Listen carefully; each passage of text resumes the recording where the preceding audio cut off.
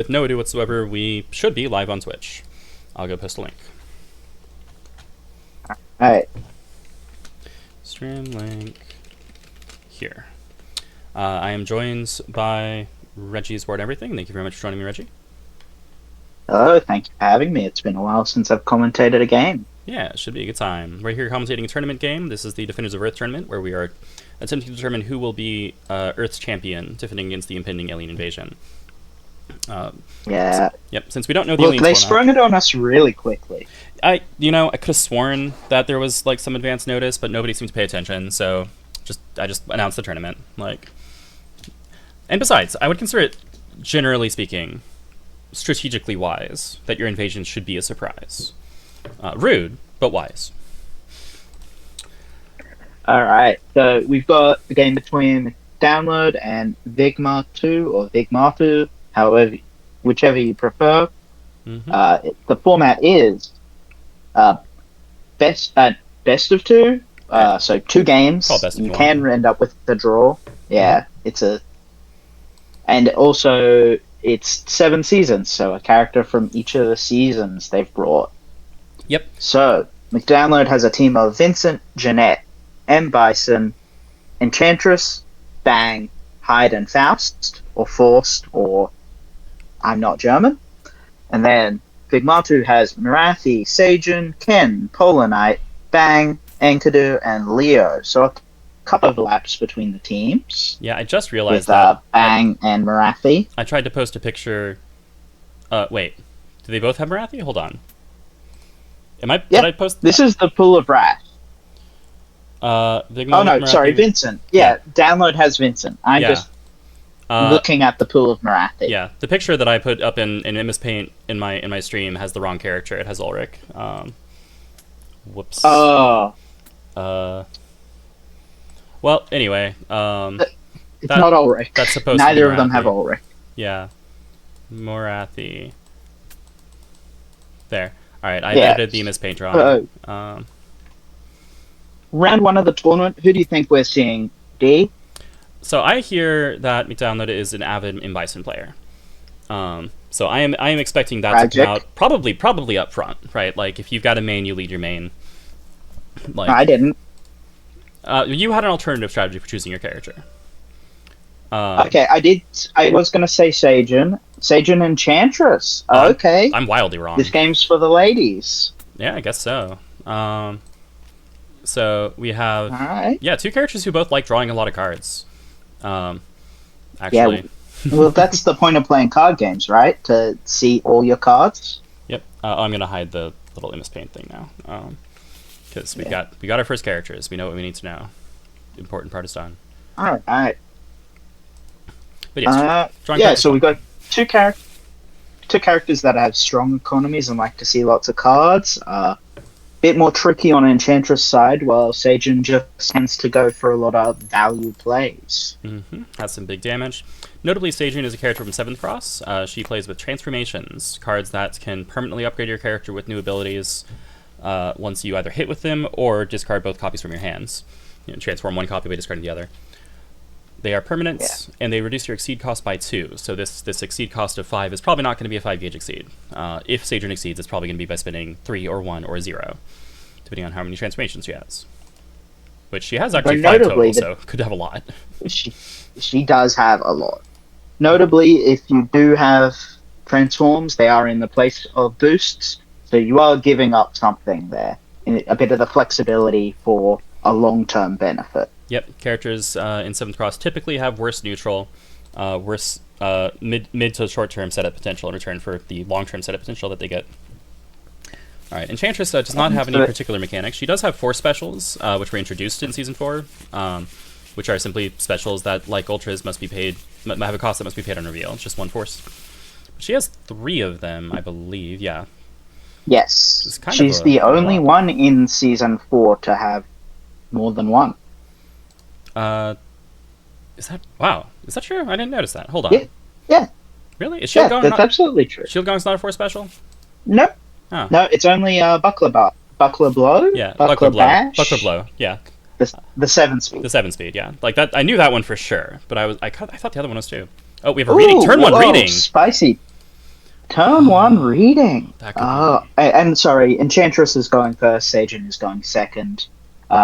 Enchantress mulligan, Seijun mulligan 6, Enchantress mulligan 3. Yep. All right. So the hand has only 2 normals in it at all. Evidently, Grasp was not the card read. 2 copies of Inari Guidance, an Ink Spike, an Ink Splash, a Foxfire, and a Tale of 9 Sorrows. Yeah, so normally this can't be Homing Orb because reading Sweep. Okay. Well, most anything Enchantress would want to play here would beat Sweep. She's got several projectiles, all of which are fine. Yeah, she wants to not move in. Yeah.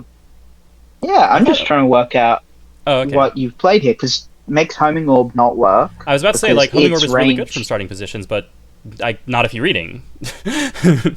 Yeah. If you're reading going second, but not going first. There you go. Yeah, that's how you do it.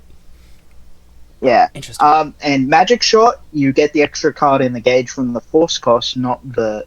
You don't want... The reading is just unnecessary. Yeah. Fire Wave is just incredible from starting positions anyway, so you don't really need to reading for it. Yeah, I think I'm gonna guess it's Fire Wave because if it's Fire Wave, you pay the cost and now you have armor in case something goes horribly wrong. Yeah, that's not a bad. That was sort of my guess. I just think it's a bit excessive, but well, it looks like that armor might matter if we're right. We have Inari Guidance into Fire Wave. Yep, Inari Guidance is going to outspeed. And dodge. And stun, I think, or not stun. Excuse me. Yeah. Not stun. But yes, it will evade. Advance it. Or, yeah? Oh no, because it has 4 guard on. Yeah. Fire Wave has 2 armor, 4 guard. Yeah. After the cost is paid, which will happen momentarily. So let's see. So presumably Seijun will, not decide to just voluntarily get hit and instead advance 8s, putting her in the corner. Hit Enchantress for 6 minus the 2 armor. Fire Wave does not hit. I think that the Fire Wave did not. Wait for it. The player. I think the vgma2's got it. Okay. I'll say it then. Yeah. Okay. Okay, and then transform so that they've landed the hit on Inari Guidance, so now they can transform it. Mm-hmm. So now whenever Vigma sets their attack, they may spend 2 force. If they do, their attack has 0 to 1 range. Yes, plus 0 to 1 range. Yeah, plus 1 maximum range, which notably they're holding EX Grasp, right? So now they can just say, like, hey, I've got an EX Grasp at range 2 whenever I want. Other than that, there's not much mix And there's a here, focus though. down. Yeah, but, like, their hand is known, so, like, they're not really mixing up, I guess, if they play anything. That makes sense. Yeah, and I think that makes a lot more sense. Wait, what? What was... That's an incredibly strange decision. Reading... Yeah. What? Alright, so paid for... Enchantress played Reading, named Grasp, the Seijun and Wildswing. Seijun responded but chose not to pay force for range, instead simply missed. Chose to miss, lost the strike for... And Enchantress got lucky... Wait. With the Wild Swing, getting the sweep. They just had... Yeah. I think they're now talking about what they could have done. Yeah. But yeah, that's... Yeah, and in this case, Enchantress got really lucky Wild Swinging a sweep. Yeah, really, really punishing for that reading. Because the reading wasn't really, like, safe at all, like, that Seijun could have just hit. She just chose not to. Yeah, I personally would have just initiated with that focus. The opponent is going to play that grasp. I think Seijun wants to get rid of her hands, and so, like, initiating the focus draws you an extra card, and that makes it awkward. Like, I think Seijun does not want that last card and is just trying to burn out her hands. You mean Enchantress? Excuse me, Enchantress. Clearly, I think is the same character. No. Yeah, so Seijun has... Wow, now I'm doing it! Mostly the same. Enchantress has the property of, if her hand is empty during cleanup or at the end of a turn, she draws until she has 6 cards. So, like, getting rid of your last card is actually kind of useful. Looks like she really doesn't want to play it, though. I'm betting it's a force special and it would cost her that gauge, and she really doesn't want to do that. Oh, no, it's block. Oh, it's block. Oh, but she does have to pay the gauge to not get stuns. Yeah. But that's not too bad anyway, though. Like, you stay on the same amount of gauge, you take 2 damage, you end up at a range you're better at, I think she prefers the 4-2. Yeah. And you get your reload. Yeah, like it's the best bad option is kind of what I think was there, because that was better than Wild Swinging, I'm sure. It is kind of an issue that Seijun now has Ninth Tail in play, because with the ability to pay Force on Kitsune's Pride, it's now pretty easy for Seijun to activate Ninth Tail, right? You can pay Force when you set your attack for range, and then, hey, you pay 2 Force, you probably have fewer cards than the opponent now, so +2 power. This is a very potent combination. Well, specifically in this matchup, too. Yeah, because Enchantress will often have a lot of cards in hand. Oh. Transform's going to be live often. Oh, wow.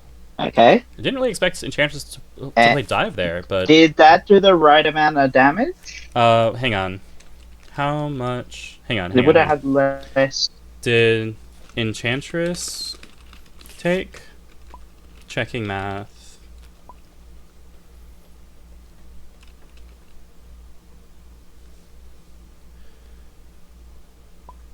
She had 24. Okay, but Focus had 6 so she should power. have taken... So she should have been on 18. But Focus has 6 power. Yeah, that's not optional. That is just +2 power. Yeah. Yeah, that's the only reason I brought it up. Yeah. It is +2 power. It's not... That's not one you can get to do. Yeah, like the other one, obviously, the player can just decide not to pay Force. That's totally fine. But yes. Yeah. But yeah, as I was saying, in this matchup in particular, you're a lot more likely to end up with less cards than your opponent as Seijun, because Enchantress is going to have, ideally, a full hand a lot of the time. Yeah. Yeah, especially if we get to like what would normally be called a late game state, because Enchantress almost always exceeds. She loves exceeding. Her exceed mode lets her always draw up to 7, so she's just going to have a full hand all the time. Although in this case she might not want to, because that could be kind of hellish with Ninth Tail in play. It's pretty dangerous. But then you run the risk of running out of cards, because you don't get that extra reshuffle you get when you exceed as Enchantress. That's true. She'd burn through her deck pretty quickly. Yeah, she also doesn't really have the stats to compare with Seijun. Yeah. This is really, really dangerous. So Enchantress here has Seijun corner, but it's not necessarily advantage. Just trying to figure out what to do. Seijun prepared, so it's back to Enchantress here. Yeah. Ooh, spicy. And by doing that, they've turned off the Ninth Tail. Yeah, yeah. Good way to get rid of some of your hands and possibly threaten the opponents who get rid of some of theirs. Now if Seijun prepares, it might just be wasted effort because that hand might get discarded by this hit effect. Though notably, it's not a random discard, so That's you true. still get some hand filtering property out of it. That's true. Yeah, the cards drawn wouldn't be wasted. All right. Let's see. Seijun threw some of her strongest stuff. Oh, I should note actually that like although obviously it's scary for Seijun to have fewer cards because of that hit effect, Seijun has attacks which are notably better if she has more cards in hands. So like playing on a low hand size tends to be awkward for her because she has these X values where X is the number of cards in your hands.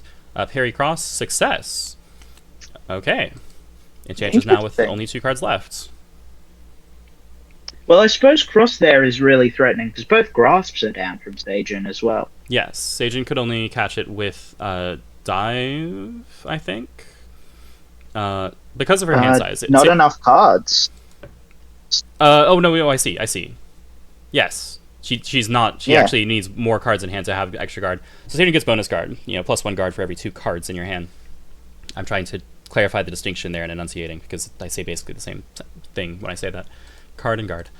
But yeah, she's at 5. So like if she sets 1 card, she only gets +1 guard. That's not enough. To catch cross, you would need +2. EX. Sorry, I can't do math. It's a good thing I'm not playing. EX dive, right? EX dive would have +1 guard and therefore have 1 armor, 2 guard. Oh. All right, this is exciting. I hope this is a force special. Yeah, emptying out the hands and just try to burn out Seijun's hand. That would make perfect sense. Setting 1 card in response. Yeah, that'd. Oh, sweep's pretty good anyway. Yeah, sweep's pretty. That works. Like, I do. So the initiator. Got 2 hit effects. Which order do you do them? The correct order is to make them discard until they have 1, and then discard 1 at random. Yes. And I think the opponent is. Or I think the McDownload is figuring. The players are. Yeah, there you go. So the hand goes away. Yeah, because it ends up with an empty hand. Yeah. They both end up empty-handed. That's Yeah. better for Enchantress. Yeah, so 3 of choice followed by 1 random. They both take 6, and then Enchantress at the end of the strike will draw 6, whereas Seijun will not. So this is a very, very good strike for Enchantress. She needed that. Yeah. Mm-hmm. Still, 3 life down. Oh my goodness, did you see that? Taken the damage. The EX sweep was available, but she didn't do it. Oh. And yeah, they did. That's unfortunate. I believe they did both take the correct damage. Yeah. Yeah, because that hit effect. Did 2 more damage. Yes, sorry. No, that was not correct because of the +2. No. Oh yeah, because it's no, they could have ordered it the other way. Yes. Yeah. Yeah, but it's a hit effect, so you could sweep, so you're both empty-handed. Oh, they're both legal. I think they are explaining that they. Yeah. Okay. All right. They resolved with the +2, so I gather the players sorted it out. Okay. Yeah. Whatever. You're right, though. It would be legal to not get Pet's Flower. It just, wouldn't be a good idea. Yeah. Perfectly legal mistake. But yeah, Seijun missing out the chance to stun that sweep with her own EX sweep. That would have been devastating if she had pulled that off. Oof. Yeah, especially with the lead. Then you go from like a 7 life lead to a 14. You get a massive lead. Yeah. Be devastating. Up by only 5, has 2 gauge and 2 transformations. Could hypothetically exceed if she feels like she needs it. I'm actually a little surprised she didn't there because she has no hands. She needs cards. Here's the cross. Here's the cross. Yep. Yep. And the hand is so low now that you're unable to reliably use Kitsune's Pride. Yeah. It's nice to have the bonus power, but is a bit need the resources to get the range. Yeah, Seijun's simply preparing. So Seijun has when you exceed, draw 3, I believe, which is why that's kind of what I was expecting. But she may value the stats of run side, right? Extra guard against Enchantress is nice. Enchantress it's draw 3. And Sorry, go ahead. Yeah, but it's yet to come up. The extra guard has yet to be a meaningful factor. Whereas I think it's true. Drawing the extra card a turn would be for Seijun. Okay, Enchantress takes the walk. Enchantress running away, really telegraphing Rapid Beam and Fire Wave, really, because those are the only things that hit here. I'm pretty sure this is a Fire Wave setup, and then probably followed by Exceed, excuse me. With a 4 gauge Exceed cost, this is a reasonable timing. But getting a little extra damage would be nice. And it gets then you can spend the Fire Wave too to get it into discard. So then when you get your reshuffle, they're both in reshuffle. Mm-hmm. Alright, Seijun moves in to range 4. That makes sense. She's now threatening things like Assault. Or if she had, even just on curve, Ink Spike and Ink Splash. With opponent's permission, you may search and shuffle because your deck is unordered right now. If you had used the Enchantress boost, which orders cards on the bottom, you could not do that. Okay, the opponent is granting the Enchantress player permission to check their deck. Boost D is referencing there. Rebirth, put any number of your cards from your hand on the bottom of your deck in any order, then draw that many cards +1. Yeah. So at that point, your deck is not just an unordered shuffled deck. It actually has ordered cards in it, which means you couldn't because right now the principle is your deck is a shuffled deck of cards. If you search it and shuffle it, it's still a shuffled deck of cards. It's just as random. Yeah, it's just as random. Yeah. Not a problem.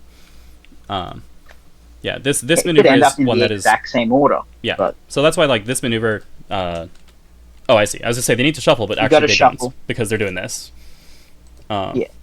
Yeah. But yes, they should have shuffled. I forgot it puts your hand in as well. Yeah.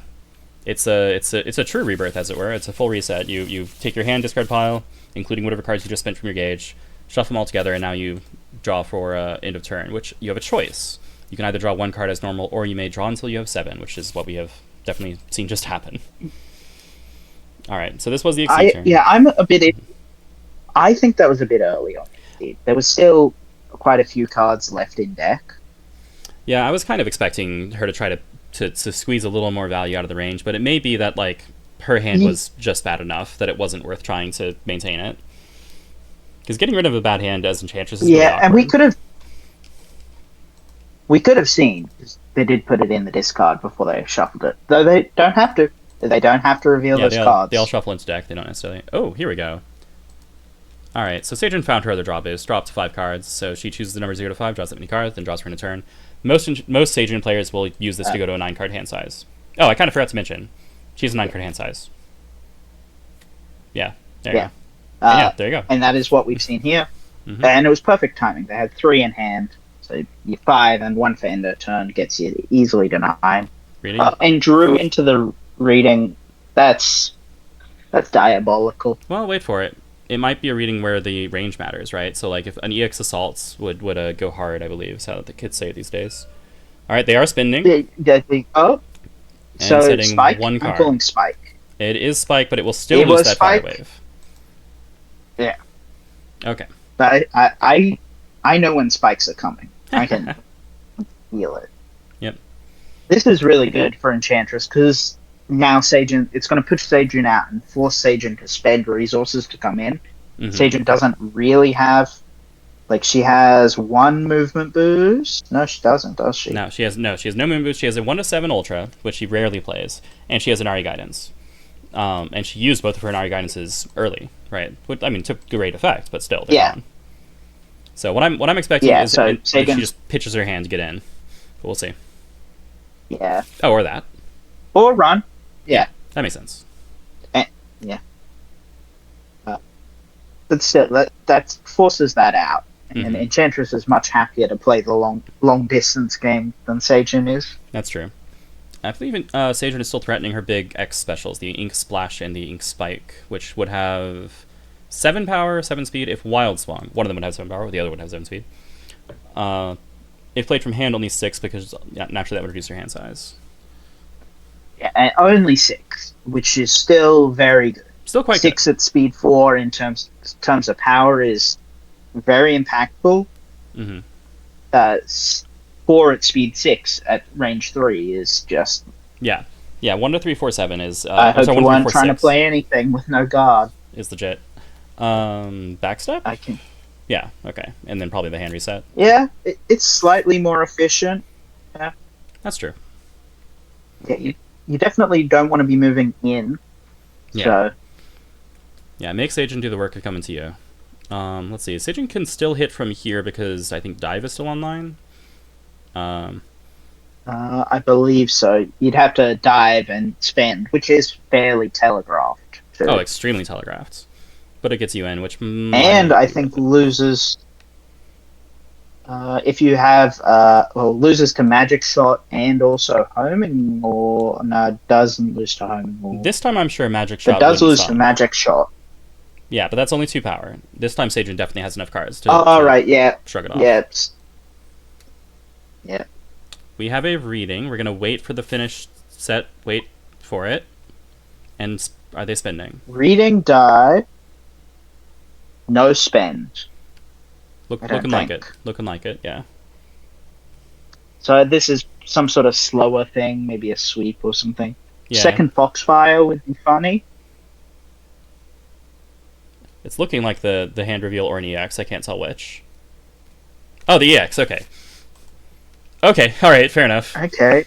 Played EX for armor, but the armor didn't matter. Yeah, that's a bit rough. Yeah. All right. Enchantress boosting for speed makes sense. If that dive is online, well, also too, by setting it as an EX, they got down to low enough hand that Ninth Tail wasn't online. Oh. That... You're right, aren't you? Because they were at... Yeah, no, that makes sense. That was clever. All right. That was a clever way to dodge that tail. Yeah. And if they'd got the armor bonus out of it too, that's functionally ends up 3 bonus armor, if you think about it. Yeah, that's a good... So that was a very sensible EX. I agree with that. All right, we did see the dive teching the speed. Enchantress it was smooth play. I appreciate that. Mm-hmm. Yeah. 3 gauge, almost. Well, Enchantress is probably happy to play neutral. At least more happy than Seijun is. That's true right now. I think it will stop being true if Seijun exceeds. Like, if Seijun can threaten her speed 7 special, especially if she can threaten an EX and still be speed 7, so like speed 8, that's extremely dangerous and can just end the game.